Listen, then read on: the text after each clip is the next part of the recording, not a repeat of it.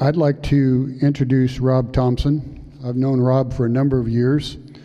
In this next session, we're going to be having Rob and Jeff Mundell from a couple of different geographies in California. I've had the pleasure to work with both of them, and I'm excited to hear what they've got to offer us in this coming session. Rob is up in Grass Valley, Nevada County area. He grew up on a cattle ranch in eastern Oregon. He started a custom hay business in high school and college that eventually led to a farming and ranch management. In 2017, he purchased animals from the, I need glasses already. Hold on a minute. So he purchased the livestock from the Elster Ranch in Grass Valley, and he's been managing a herd now of probably somewhere between 2,500 and 3,000 sheep for fire mitigation grazing, conservation grazing, and integrating livestock into farm systems. He and his wife and 6 children keep their hands full with his grazing management business.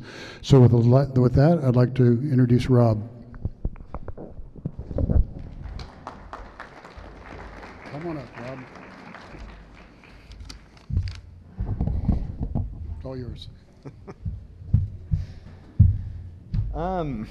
Yeah, Rob Thompson. I've grown up in ranching my whole life. Came out of Oregon, historically on a cattle ranch.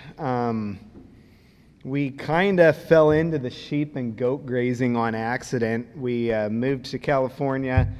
We're managing a grass-fed beef ranch. We had to start raising what I call hippie beef because no one wanted chemicals. Started integrating, management intensive grazing, got into sheep and goats to clean up weeds and ditches because everyone hates weeds and we're trying to get rid of them. And found out that the sheep and goat grazing was a more viable business model for us. We just have some random pictures in the background. There's no particular order. Some of my kids there. Anyways, I don't do good getting up and talking about everything I've done. I do better being poked with questions and responding to it. But I guess kind of out of the nature of sheep and goat grazing, we do management intensive grazing by necessity. We have large flocks that we move. We have herders with them. We kind of move on a daily to 1 to 3 day basis. Fire mitigation, mostly. Kind of my passion is conservation work. We do some work on some ranches up in Grass Valley. We have some great relationships with landowners, and using livestock to restore mainly the water cycle is the #1 goal. And then everything that entails in that, you increase diversity in the plants, doing brush reduction, and just kind of working with livestock and natural systems. We have an aversion to spending money on iron and fuel. I don't really like breaking dirt, so we're doing, I think there's a picture, we just passed it, doing some stream bed restoration using livestock and brush, and actually wool isn't worth the cost of shearing it anymore, but we use wool in the creek to do, trying to back up water and do sediment deposits. That creek was channelized back in, when do you think, Wendell, the 40s? Trying to dry it out to make a hay meadow. It's a blue line on a map, so technically we can't touch it without permits, but no one squawked about us throwing brush and Christmas trees and wool, and I think there's a picture of straw. Anything we can get in there to slow the water down. We've started doing willow plantings. That's a willow in the front that actually made it from a couple years ago, and we did some more this year. Integrating livestock into crop productions. A couple producers we worked with are in the room here. Started doing some work in walnut orchards, do a lot of work in organic almonds. That's actually at a walnut orchard just down the river from here. That was collecting wool to put in the stream. That's the stream actually that we put the wool in. Kind of talking, listening to the Alex up here talking about the high volume animals. We started out doing grass-fed beef in California. We could only keep about maybe 60, 70 animals. And in the grass-fed production, we ended up with 25 mother cows. Then we had yearlings. Then we had 2-year-olds we were butchering. It was really tough running multiple flock or herds and keeping the bulls separate. When you stop focusing on the box that you think you're stuck in, and we got into the sheep production, it was kind of neat to start running bigger herds or flocks of animals, just to see kind of how that impacts. And we've worked more into a system where we used to run cattle on our home ranch, and we just used it for winter feed, and we tried to keep 25 or 40 cows there all winter. Now we'll bring in 1,500 sheep and goats and have them there for a month, and then get them out because we're under a whole different production system where we can move animals around more. So yeah, it's an interesting business model. There's a lot I could talk about. I could be up here for 2 hours, but more just to give you guys a little bit of background so it gives you more idea what questions to ask later, because I think I'm more valuable asking or answering questions than preaching. And that's about all I have for the moment. So next we have Jeff Mundell, and Jeff manages the Rancho Cienega. Say it for me. Cienega. Say it again. All right.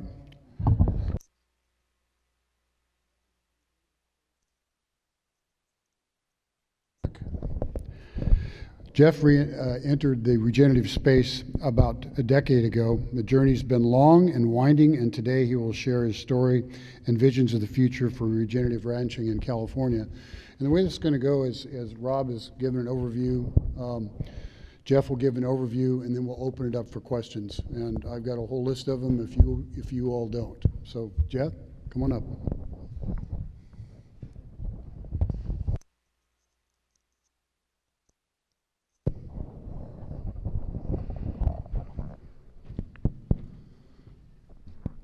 You want to hold this? You want to? Maybe we'll put it in. Yeah, I'll hold it, I guess. Okay. Good morning, everybody. Just want to thank everybody for helping put this on, that helped put it on. These gatherings are pretty important, and we don't get off the place very much to come do these types of talks. I tried to put together a slideshow and kind of just wanted to talk today about what's been kind of in my mind and what I'm seeing in California. This is going to be a very California-centric talk about the challenges that we seem to face. I manage Rancho Cienega del Gabilan, which is an 11,500 acre ranch that overlooks Monterey Bay down over Salinas. It's a highland grassland plateau. It's got a lot of history on it. Before Spanish colonization, it was managed and tended by the hands of the Amamutsan, and they have tended it with fire and all the tools that they had available at the time. And then the Spaniards came with their cattle. During the mission days, this had tens of thousands of sheep and horses and cattle upon it. If you read the book Up and Down California, when they rode over into this valley, it had tens of thousands of cattle in it, and they didn't know what they were eating. So this essentially has been grazed to the ground numerous times, and even through Mexican control. And then after the gold rush, there were scars put on this landscape from the plow. You can still find whiskey stills during the time of Prohibition. So this ranch has seen a lot of things, and it is the northwestern point of the expansion of a nesting site of condors. It is one of the most biodiverse landscapes in California, and it has really been a pleasure to manage. In terms of, let me go back to where I'm at here. The Baldacci, Reeves, and Boyle families that own this ranch decided to go for regenerative agriculture to try to keep this landscape intact and in the family for generations to come. Maybe next slide. Oh.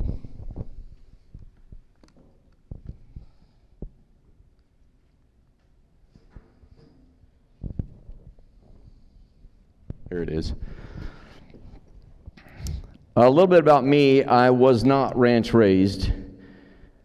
I was raised in California.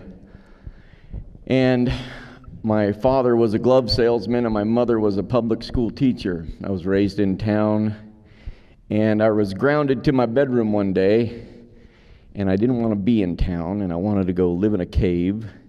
And so I picked up a National Geographic magazine. And there was a photographer that had went to Nevada to take pictures of a very rare critter that I didn't even know still existed. And that photographer was Kurt Marcus. And the critter that he went to go and photograph was a buckaroo. And after I saw them in these magazines, I got hooked. There were dogs and horses and wild cattle, and everyone was doing cowboy stuff and pistols on their hips, and they were all covered in alkali dust and living in teepees. And from that day on, I wanted to be a cowboy. And I left home at 15 to chase it, and I stand here at 47 trying to figure out how to save it. Land prices are getting really high, and ranchers are getting pushed off places where they can afford ground. And it's not here in California. They're getting pushed to all corners of the United States that nobody wants to live in to run a cow. And that's about the last place you can buy land on the back of a cow. People that aren't in ranching, you have land trusts, you have people from the tech world that are buying up large landscapes and enjoying those landscapes, but they may not understand that grazing plays a big role in that management of those landscapes.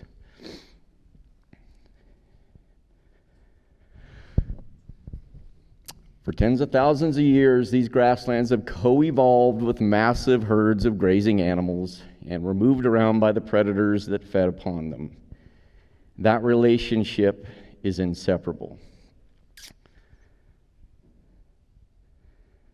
Our ability to showcase that we can ranch regeneratively is going to be what keeps us in ranching in California. Your ability to become a master land manager is going to be the key to the future. Buying the land is probably out of reach for many of us starting ranching, but the ability to manage those landscapes for others is going to give us access to land into the future. Conversion is the biggest threat to our open space and our rangelands.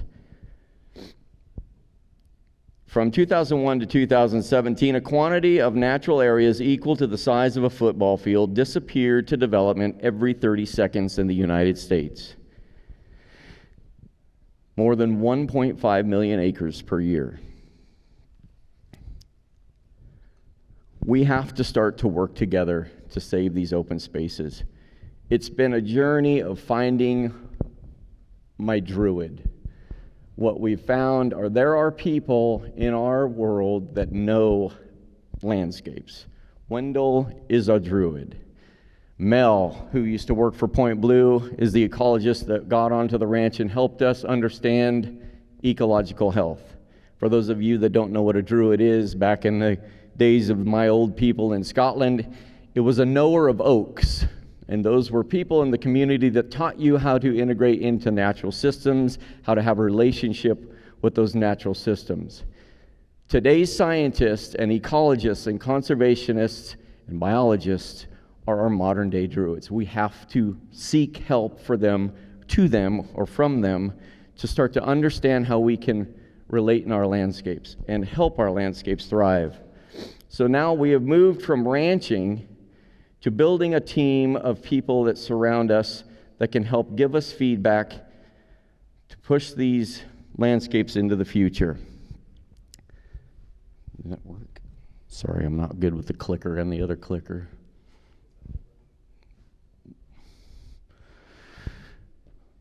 Places like Point Blue Conservation Science are helping us develop science behind what hooves and mouths can do to enhance ecosystem function.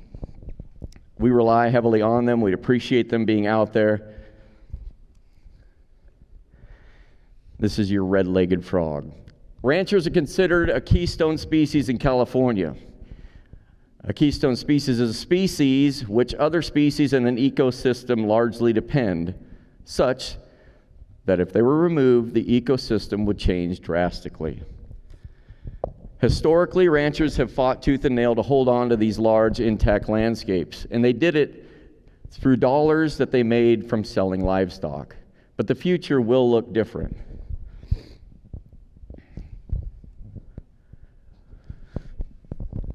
Our forbs and native grasslands are reducing at an incredible rate.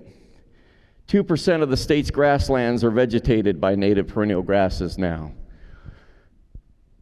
This is what your forbs, native forbs, looks like. These are all pictures of the ranch.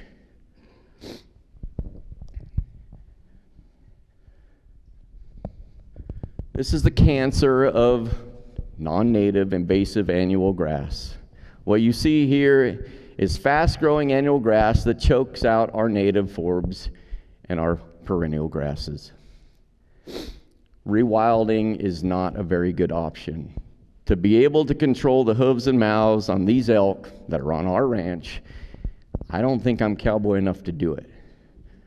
They don't hold up, they don't wait, I can't put them where I want them, and they don't impact the land in a heavy way. But cattle, we can move around. This is the ranch here in a meadow. We can place these hooves and mouths wherever we need them so that we can steamroll and lay down that material and put it through a cow's digestive system and add fertility along the way. This is the aftermath of that impact. You can see the annual grass has been pushed down in contact with the soil surface, and through it grows your native perennial bunch grass, which here is purple needlegrass. There's another picture of that purple needlegrass, and you can see to the right the depth of that root system that this green plant is going to give us versus the small plant laying on this side. Another thing that I think about a lot is fire. We are having catastrophic fires in California. We just had a big one down south. And there's things that we can do to team up with other organizations to address these resource concerns. California spends a lot of money in emergency suppression of wildfires. Cattle in the forest will reduce this ladder fuel. For those of you that don't know how fire works, it'll get into the grass and then it'll get into this brush and then it will jump into the canopy of the oaks and you will have catastrophic fires. We can push that ladder fuel down with livestock. We can work with fire organizations, private burn organizations, and we can start to create collaborative efforts to address these resource concerns. Let's see. There are many ways that we can deploy these animals. This is using some electric fence to get good impact. They're deploying new technology in the form of the collars, which I am very excited about for virtual fences, because this all looks really good in the electric fence when you're on level ground, but when you come up to our mountain and you are on a steep slope that goes down a canyon, and you put them in electric fence, and you have a bull that's breeding, he will push that cow right through the fence. So having a collar will be really nice to have virtual fence technology so that we can simply just draw with our finger on our phone on a map, and it'll keep those cattle in positions on steep slopes and allow us to get impact in places where we can't really put electric fencing. Here's an example of impact. Corner of this, we held up about 300 head of cows. We did some sorting on them. This was in February on the top. On the bottom, you'll see this is the regrowth in July. And that is me standing in that regrowth. This is giant creeping native perennial rye. And that hoof and mouth action stimulated the latent seed bank, and we have seeds that have been laying dormant that have now expressed. Another thing I think about a lot is using cattle for brush control, whether it be a fire line or a way to reduce and put sunlight on the ground in the chaparral communities. This is a road. You can see to your right, you can barely see that road. We drove up that road, we threw off hay into that brush, and we got herd impact. And this is what grew back up that road. This is all native purple needlegrass, and in between those needlegrasses are forbs and wildflowers. It was waiting for that impact, and we tried to give it to it. So we're trying to understand how we can do that, and now we've just created a lane that has forage in it for wildlife to migrate. Our ungulates can now go up that pathway, eat, and on their way to migrate to different places, which brings me to another thing I think about, which is terrestrial habitat connectivity.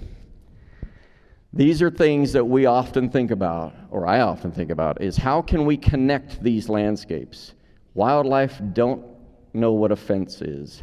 They need to be able to move all through California. So I often think, what if we treated California like it was its own ranch? And how do we move livestock? And how do we open things up so that terrestrial habitat can move around, or terrestrial critters can move around? What you see in this is a map, and everything surrounded in orange is essentially an island for terrestrial wildlife. These are things that we have developed around these areas. This here is Santa Cruz on the top. And a mountain lion in that circle cannot leave and come to our ranch, which is in the middle of this bay here. And so it's starting to see genetic suppression. Now, I'm a cowboy. I don't mind if I get eaten by a mountain lion while I'm out doing my job. But I refuse to be eaten by an inbred mountain lion. Won't do it. I just can't stand for that. So there's things we can do to start to create wildlife connectivity. This is down south, one of the biggest overcrossings, I think the biggest overcrossing in the world for wildlife connectivity and migration.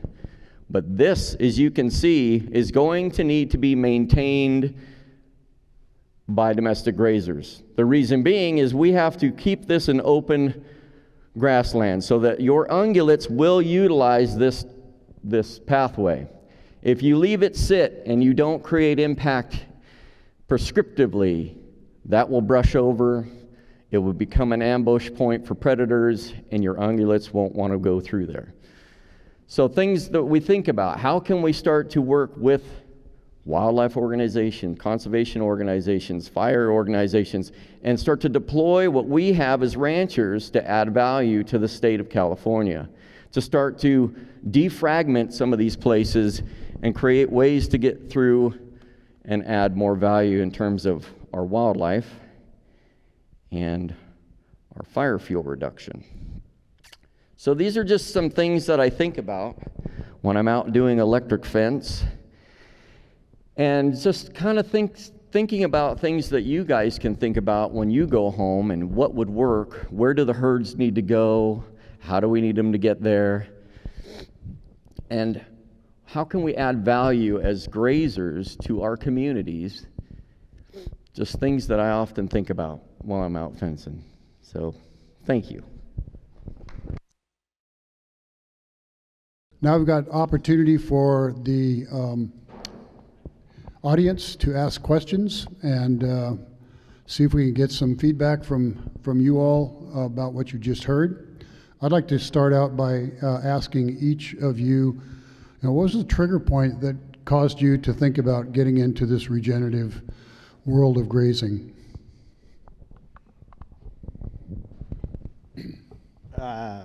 Go ahead, you start. I'm up here like chilly enough, I'm just shaking, like getting through my stuff real quick. Probably talking a little fast. The folks that I work for had been exposed to Alan Savory and holistic plant grazing and holistic management. And when I came onto the ranch, I didn't really know what that was. And then I watched Alan Savory's TED Talk, and it changed the way that I viewed ranching. Essentially, I was just doing it because I like doing horseback stuff, and these outfits are really slimming and they bring out my eyes, but I wanted to get a little deeper than that at some point. And still, what you see here standing before you is, if you took every mistake in regenerative ranching and smushed it together, that's what I am. So I can express that to you guys real humbly. And I want to thank a lot of the ranchers in this room who have watched me swim out really deep and then quietly handed me a pole and drug me back to where my feet could touch the ground, because I wasn't ranch raised, so I didn't know what I couldn't do. And that's also opened some really neat doors, but it's also had me scratching at the sides of the pool and trying to get some air. And so a lot of people in this room have helped me along the way. And regenerative agriculture, to me, is a way to save ranching. And even though the market may not be there in a lot of ways, because I work in a world where I still sell cattle commercially to what's available. We're not direct to consumer. That's another business model we haven't had the bandwidth to take on. So essentially it's been, how do I create this animal that adds value and then is still something that somebody wants to eat? So I still need to be able to sell it to someone who essentially is going to go the commercial route. We closed the genetics to the herd about 10 years ago.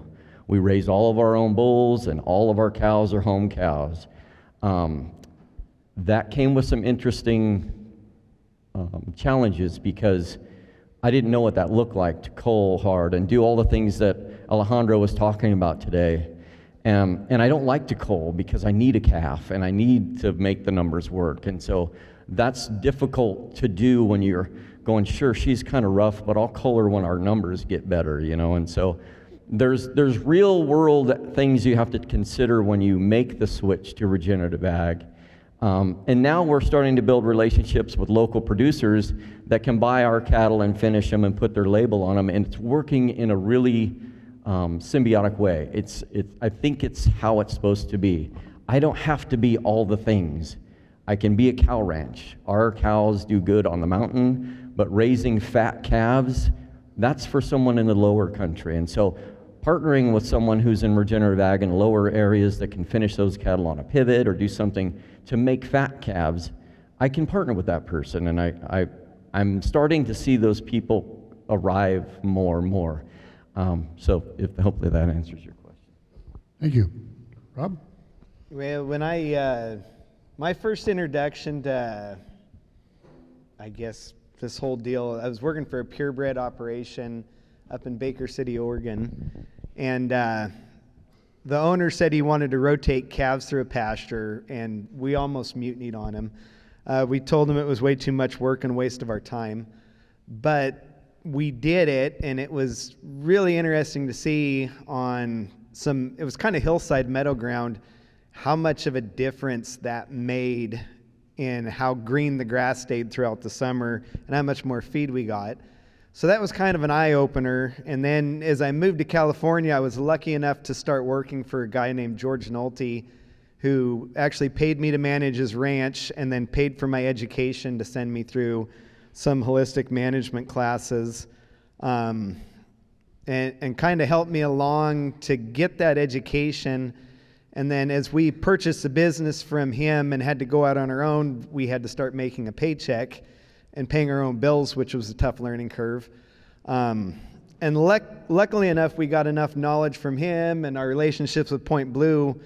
We actually leveraged that knowledge and skills that we'd been paid to learn, or I'd been paid to learn, and have almost made a business model out of it. We've picked up lease ranches just because of our relationship with Point Blue and people knowing what we did on our initial Elster Ranch where we started, and they liked what they saw and said, hey, we have a ranch, we want it to look like what you're doing, why don't you just put your animals on it and we'll pay you to do it. which gave us kind of a foothold to get started. And then taking those skills and then applying them to the contract grazing business, those people could care less if you're doing ecological good and, improving water cycle and all that, but they are scared to death of dying in a fire. And we can utilize those practices to actually help them not die in a fire or fear dying in a fire, because they probably won't die in a fire.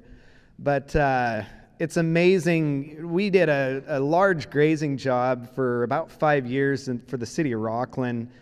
Probably grazed 900 to 1,000 acres annually. And they were flexible enough to let us kind of incorporate things we wanted to do into the program. And just seeing the improvement in diversity in their range open space, in 5 years was amazing, by just managing large herds of animals appropriately.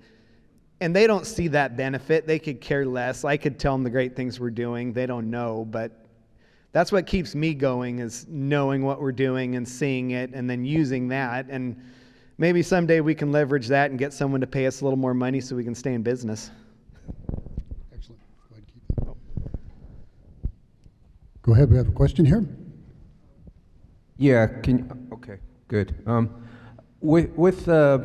With grazing versus prescribed burning, I was interested in one of the slides Jeff showed where he was showing the impact and then that being followed by forbs and perennial grasses, where a lot of the prescribed burns, it looks like they're followed by invasive grasses, annuals that actually increase, the speed and spread of fire. If you found that with your sheep and goats or cattle, that tends to be the succession is better with grazing than it is with prescribed burns? You want me to jump? Sure. Yeah. You've probably done a lot more of that. I think fire and grazing are both valuable tools. I still don't think we understand completely how to apply them or what can happen when we do them. I think with the animals, the most important thing to understand is the hoof impact. It's not necessarily removal of vegetation or killing plants. It's the hoof disturbing the ground, moving seed around, depositing fertilizer at the same time. That is where we see the highest, I'm failing for words today, things happening. I think fire in itself removes the vegetation, but if you don't have that follow-up disturbance at some point, you're not going to see the benefits. I think if you followed fire directly with animal impact, you'd probably see something similar, if not better, than just the animal impact. But fire by itself, like you said, may not have the results you're looking for if it's not followed by proper management. And if you follow in nature, behind fire, the animals follow the fire directly and are consuming those fresh green shoots and maybe taking care of some of those invasives right after the fire. But the government loves to give it a 3-year rest without touching it, which gives those invasives a foothold. So I'm not saying people don't know what they're doing, because I don't know what I'm doing. But sometimes it pays to, sit back and watch what Mother Nature does, because she's a little smarter than us. Yeah, that's kind of what we've seen. In Eastern Oregon, when I would hunt, it was always find where it burned last year. That's where you want to go hunt, because that's where the elk are going to be. And so when you learn that they like to go in and chase that new shoots. And what I found is grazing for fire fuel reduction, it's not really, it's just a stimulus. And so when you start to do that, next year you're going to see more growth happen. So it adds more life to the landscape. But like Rob said, it's stimulating the soil profile in a way that changes the plant communities, and it's going to change the way that, if you see underneath the trees in the forest, it just gets pretty tough and fluffy and full of leaves and dead material. You're just rolling that organic material back into the soil, and then pretty soon you start to see grasses get a foothold. You start to see some different plant communities take a hold. what I envision is you build your paddock, you have fire organizations, or yourself as a rancher in there with a saw while your cows are grazing, and you're building slash piles, and you're starting your slash piles, and you're just burning right with the cattle the whole time. You're not burning the grass, you're just rolling that plant material back into the soil profile, you're feeding it. So, you think about the Amamutsan, or you think about tribal communities use fire because they didn't have domestic livestock, and so that was the tool that was available. But you can also incorporate fire with these domestic grazers now to probably reduce your smoke and all your emissions, but you can also use spot and careful fire in a way that was traditionally done as well. So I think that's how I would probably envision things kind of happening into the future a little bit. Thanks, Jeff. Other question? My question is regarding the mixed grazing with the goats and sheep. That's what I attempt to do myself. But one thing that I'm always worried about is the different nutrition requirements, copper being a big one. I don't want a toxicity in the sheep, and I don't want a deficiency in the goats. I was curious how you address that. So different times of the years, we'll either mix sheep or goats or separate them. Whenever the goats are separate, we try to give them a straight goat mineral that's high copper. The years when we mix, we just copper bolus the goats. We have fed goat and sheep mineral, goat and cow mineral to the sheep, which didn't seem to affect the hair sheep that we were running. I think it more affects the wool sheep. However, copper toxicity doesn't show up till you stress them, and then they die. And when sheep get stressed and die, you never know why. I think they draw straws some days. But yeah, as far as the mineral, we run a sheep mineral to everything when they're mixed, and then bolus the goats, and then run a separate goat mineral in the off season when they're separate.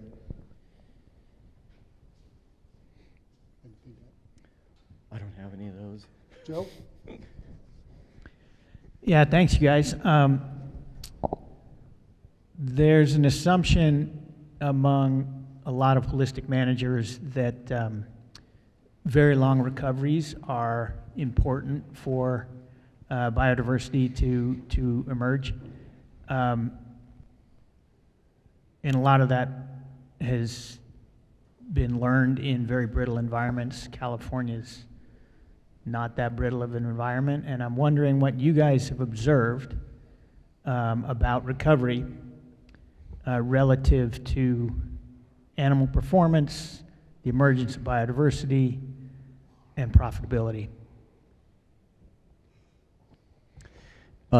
Yeah, I'm really scared of the long rest periods, mostly because we do get pretty rank pretty fast. And when we do go gray, I think we have so much moisture in our fog on the coast, and it almost puts, I don't know, I want to say a mold or something into that grass, where I tried to do some stockpile grazing, and I was really proud of myself how I was able to leave so much up. And then my cows fell apart the next season, and they didn't want to use it, they didn't want to go through it, and then when they pushed down through it, all they were touching was annual grasses. And so, because there was so much feed there, or standing feed there, so I'm not sure how to do it yet. I know down in Piscinas they're doing a long rest period, and they've got a lot of good plant material out of the ground, but they got to kind of work to get down through it, and it's different. For me, it seems difficult to understand yet. What I find is the tighter I can lay stuff on the ground, and if I can get everything on the ranch laid as tight as I can onto the ground by the time the rainy season comes, and I have just enough to kind of get me through the winter, everything seems to roll through and keep those cattle in better shape. I don't know if that makes sense.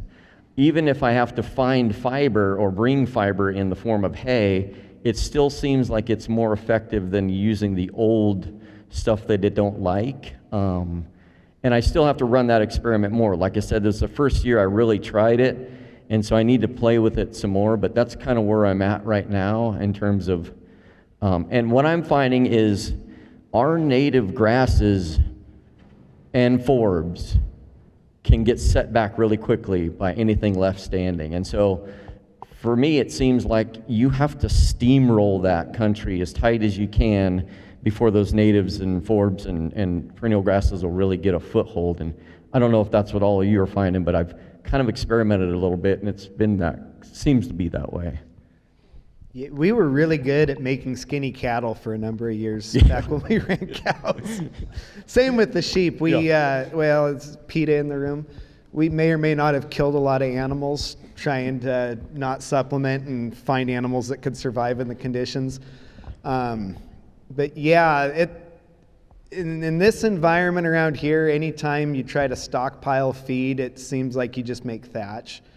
So then it's a balancing act. Like, you gotta use it or lay it down, but have enough to carry you, and still leave the soil covered, and it's a pretty tough one. The more area you have to run in, the easier it is to do, but our problem is area to run means trucks moving animals, and that's getting expensive. But yeah, especially on our ranch, when we tried to run cows all winter long, we'd stockpile feed, and people would come in October, they're like, oh my gosh, you need to have like 200 cows here, you got so much feed. And I said, yeah, you come in February and my 40 cows are starving to death and there's nothing to eat.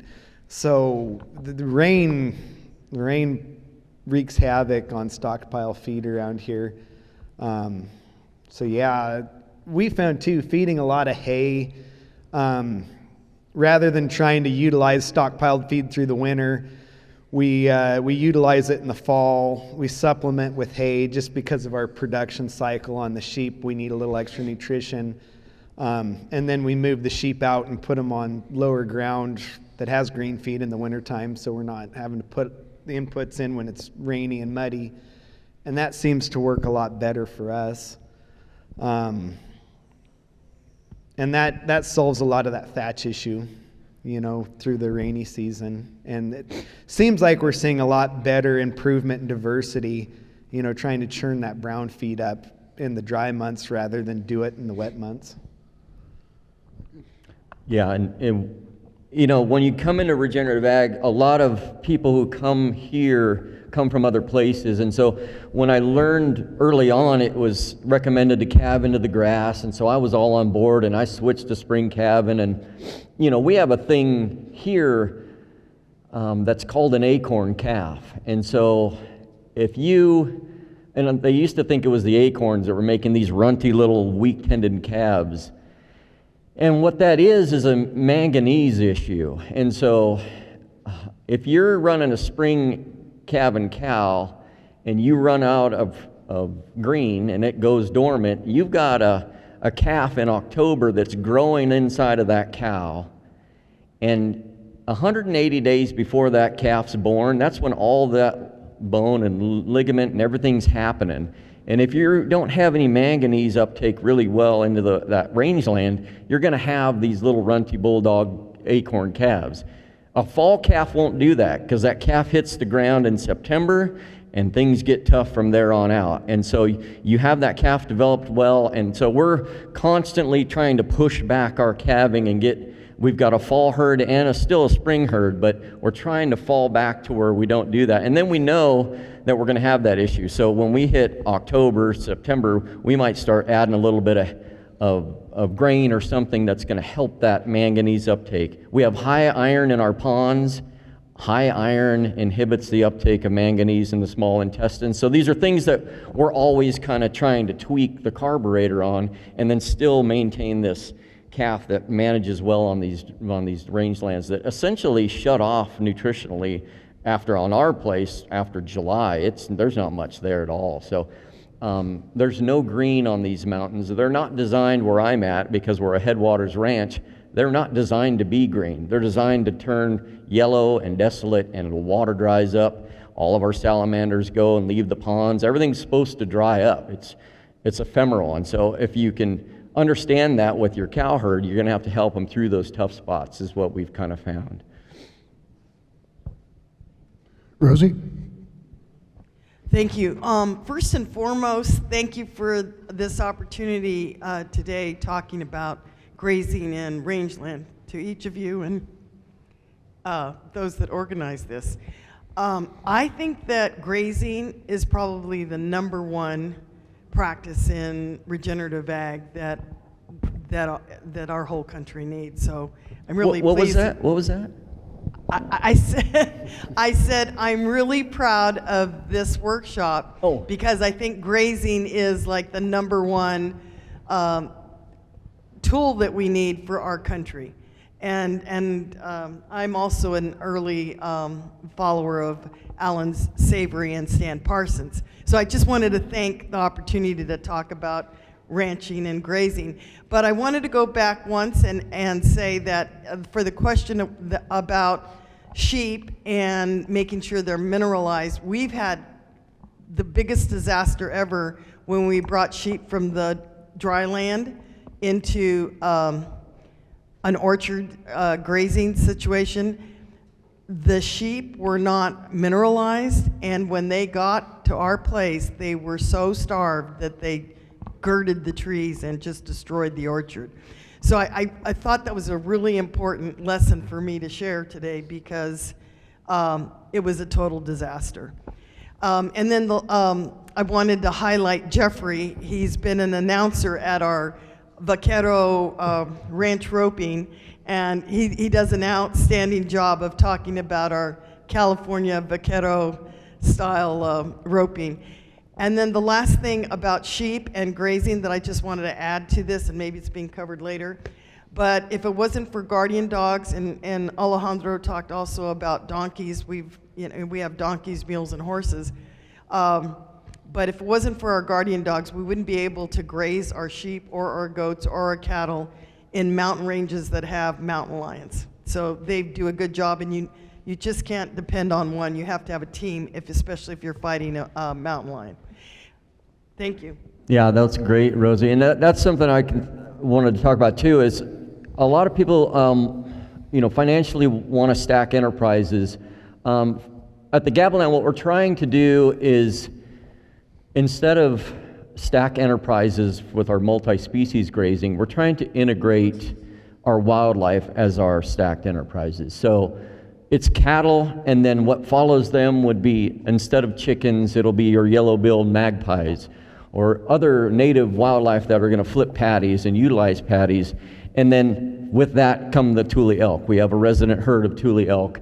And so how do we manage that feed resource where we leave it there for our native wildlife? Because we have a really interesting population of yellow-billed magpies, and they really rely on flipping patties and utilizing that. We haven't dewormed our cattle in 10 years. It's just one of those things where our dung beetles are there. Everything's there for the wildlife is kind of where I'm trying to figure out how to do that. And interestingly enough, a lot of these business models, they kind of want you to do, especially in California, they want you to do custom grazing, but we're not in a very good place suited for that where we're at, because we don't have fences and these cattle will just leave the country. And so we have a resident cow herd, and it's put us in an interesting position when most people are selling their cows off now because the prices are so high. We're finding that we have an inventory of animals that people are potentially wanting now. And so holding on to that cow herd, we're actually in an expansion mode right now because we ran into all the weak links. We did everything wrong. We wanted to save the world and jump onto regenerative agriculture, and we realized very quickly that we didn't have the water resources in the ranch to utilize the feed. So it's been 10 years of putting water out in the far nooks and crannies of that ranch, and then realized that our runoff water and our ponds and our springs don't really need to be factored into our livestock water inventory. I need to move them away from that and be in piped water in a trough, good clean water. And so by working with NRCS and EQIP programs to put all that into the ground, we've got wildlife stations, we've got livestock stations, and now we're in a position to double the herd size. I see that being really doable now that we have the water. And so we're going to be in an interesting position because we all know that this cattle market's secular. And so when it gets back down to $1.55 a pound for a calf, if that ever happens, those are the numbers I'm trying to run, as I need to have an inventory of those animals on the ready to have something to sell. So we're trying to get to that position because our environment doesn't suit well for just going and starting a new herd of cows. If I sold those ones, they kind of need to know the country. So to go out and sell my herd and then bring a new herd in when the price comes down, gosh, that sounds awful stressful. So we'll try to do something different there. Back to the guard dog deal, just to be a Debbie Downer today. One of the biggest hurdles I see, at least on the sheep and goat grazing in this state, is number one, government regulation as it pertains to labor particularly, and number two is liability. The one thing that's probably going to put me out of business in the next 3 years is liability and insurance. And that, whether it pertains to animals getting out and people suing you, people's dogs, I had a lawsuit where a guy's dog pulled him over that was leashed because a goat was out, and it's my fault for negligence because a goat got out. I had a guard dog. We were open herding sheep in the forest. Came up and allegedly nipped a guy that didn't break skin, just scratched him. He's suing me for $1.5 million. So, and there's no protection from the state telling these people to stop being idiots. And the producers aren't going to be able to stay in business if, our insurance is like $88,000 a year to run sheep, which is kind of ridiculous to me. But that's going to be what puts an end to grazing. Like, we need to talk to our legislators and our state and our farm bureau and put a stop to the insanity, because people can't afford to do the work we need to do in this state because of regulation and insurance. Thank you. Question in the back? Yeah, thanks. Thanks, you guys. You got my mind spinning as always, and I'm excited to go kind of try some little nudges based on the conversation and what you've shared today. But I'm also kind of related to this, the regulation thing, the insurance thing. But I guess starting with your own evolution in learning and management, can you speak to fear and risk management from your own personal kind of journey? But then I'm also curious about, as you've worked with partners over the years and thinking about fear and decision making from partners and how those relationships work or don't work. I just see a lot of fear across our whole society. And so I'm wondering how you guys are navigating that, dealing with that.